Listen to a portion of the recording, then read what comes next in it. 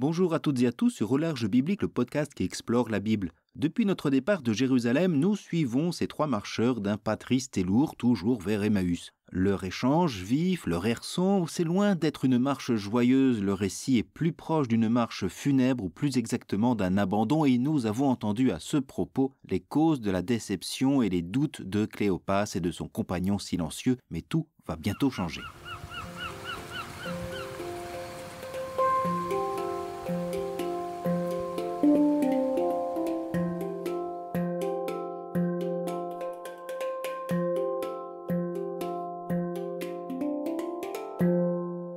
Nous reprenons donc notre marche qui va opérer un véritable virage avec cette intervention de Jésus-Christ encore anonyme. C'est le moment pivot du récit puisqu'il veut offrir une réponse à l'affliction de Cléopas. Et les paroles de cet inconnu sont assez cinglantes. Alors Jésus lui dit : « Insensé et cœur lent à croire tout ce que disent les prophètes, ne fallait-il pas que le Christ souffrit cela et entrât dans sa gloire ? Et, commençant par Moïse et par tous les prophètes, il leur interpréta dans toutes les Écritures ce qui le concernait. »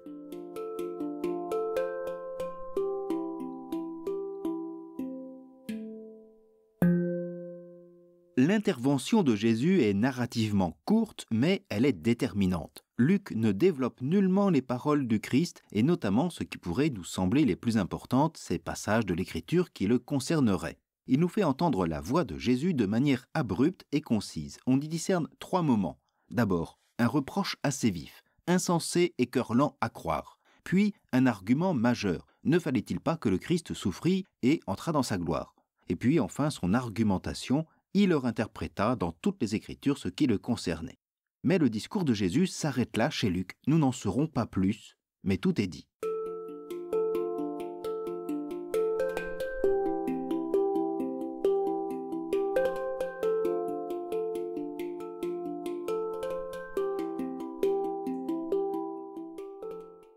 La parole de cet inconnu est brutale. Insensé et cœur lent à croire tout ce que disent les prophètes. La phrase peut paraître violente et elle l'est. Généralement, après les plaintes de Cléopas, une suite attendue et logique aurait été de placer des paroles de consolation, d'encouragement ou d'autres questions sur ce Jésus de Nazareth. Mais là, non. La parole de Jésus agit comme une claque amicale mais sévère. Insensé et cœur lent à croire. C'est quand même assez audacieux, narrativement, de placer ici une telle invective qui les traite d'idiots et d'ignards incrédules. Eux, qui ont vécu une expérience traumatisante, la mort brutale d'un idéal espéré, la fin d'une aventure aux côtés d'un homme dont ils ont reconnu les mérites et la puissance. Non, ce ne sont que des insensés et des cœurs lents à croire, littéralement lents du cœur. Penchons-nous quelques instants sur ce langage fleuri. Le mot insensé, en grec anoétos, est un mot qui s'oppose à la sagesse, à la pensée, à la réflexion, à ce qui a du sens. On est dans l'incompréhension crasse, proche de la sottise. Le mot est fort, ce n'est pas un simple reproche. L'expression « cœur lent à croire » est à mettre sur le même plan. Ici, la lenteur n'a rien à voir avec l'idée de patience, comme lent à la colère, ou de maturation. Elle vient en opposition avec la vivacité d'esprit. Bibliquement, le cœur est le siège du discernement, de la compréhension, du choix éclairé en conscience. Ici, Jésus insiste donc sur leur lourdeur, qui n'est pas seulement celle de leur pas. Leur foi a été étouffée par les événements et les émotions surtout, qui nuisent à toute réflexion et surtout à toute persévérance. C'est un peu ici l'illustration de la parabole du semeur au chapitre 8 du même évangile, avec ces graines qui tombent au bord du chemin sur lequel nous sommes d'ailleurs et qui ne peuvent produire du fruit étant étouffées par les épines. Et c'est bien des épines, celles de la mort de Jésus, qui gênent leurs pensées. Ils sont bouchés, étouffés, mais tout n'est pas perdu.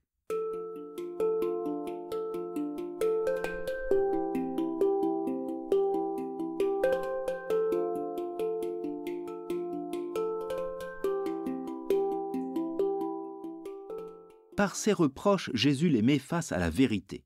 Non pas la leur, subjective, mais celle de Dieu. Jésus les fait passer de leur histoire à une histoire qui les dépasse, c'est-à-dire l'histoire du salut, la perspective est tout autre, beaucoup plus vaste. Il y a beaucoup d'ironie dans cette phrase. Croire tout ce que disent les prophètes, car Cléopas avait reconnu en ce Jésus de Nazareth un prophète puissant en actes et en paroles. Mais il a aussi isolé ce prophète-là des autres prophètes et de leurs paroles. Jésus vient faire ici l'unité entre ce qu'il a vécu et le dessein de salut de Dieu annoncé par les prophètes. Et c'est notre second point, l'unité entre la notion de Messie avec la dramatique de la croix et cette résurrection qui reste une rumeur à leurs oreilles.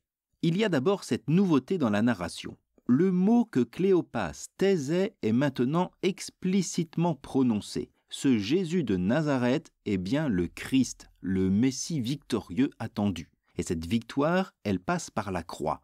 Ne fallait-il pas que le Christ souffrit cela et entrât dans sa gloire? Les événements inconcevables de la croix et de la résurrection n'ont de sens qu'en résonance avec l'ensemble de l'histoire du salut et du dessein de Dieu dans les Écritures.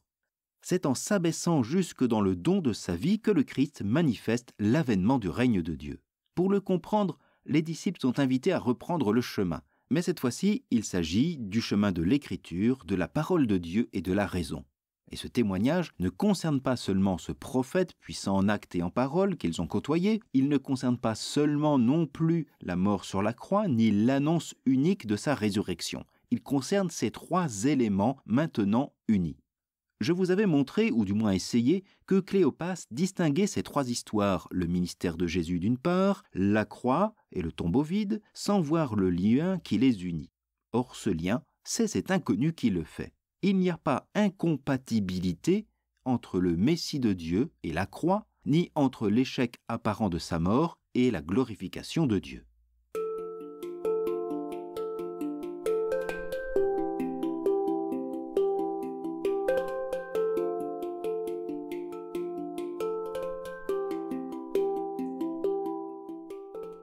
Il est vrai que la croix vient mettre à plat toutes les représentations qu'on pouvait se faire d'un Messie. Car le Christ, s'il est l'envoyé de Dieu pour sa victoire, ne peut pas mourir ainsi. Les évangiles s'en font d'ailleurs l'écho dans les récits de la Passion.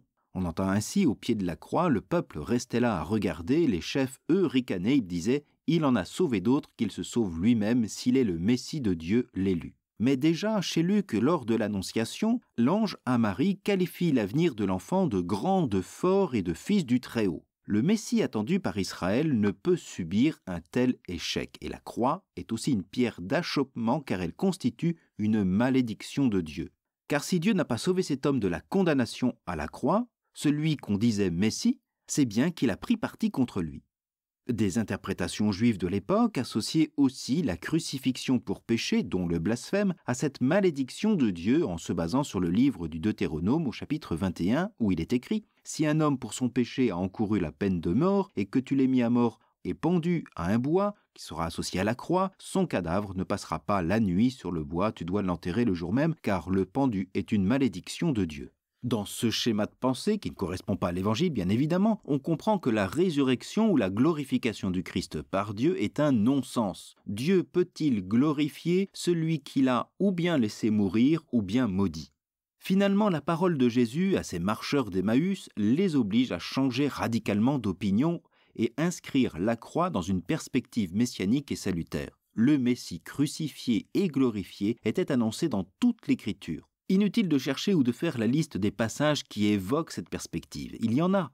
On peut penser aux serviteurs souffrants du prophète Isaïe.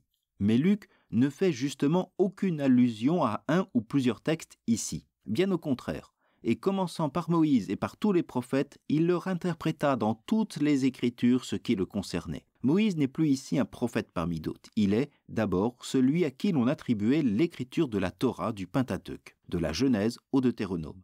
C'est donc l'ensemble et non quelques passages ou citations qui évoquent l'avènement attendu du Christ et son humiliation jusque dans la mort pour offrir et révéler un salut. Jésus invite ainsi les disciples à ne pas s'imaginer le Sauveur, à rêver Dieu, c'est-à-dire à le vouloir à notre image. Ici, Jésus oblige les disciples à entrer en dialogue avec lui par les Écritures, c'est-à-dire à croire. Il les invite à le reconnaître à partir de l'histoire du salut, ou plutôt à relire l'Écriture du point de vue de cette croix qui les aveugle.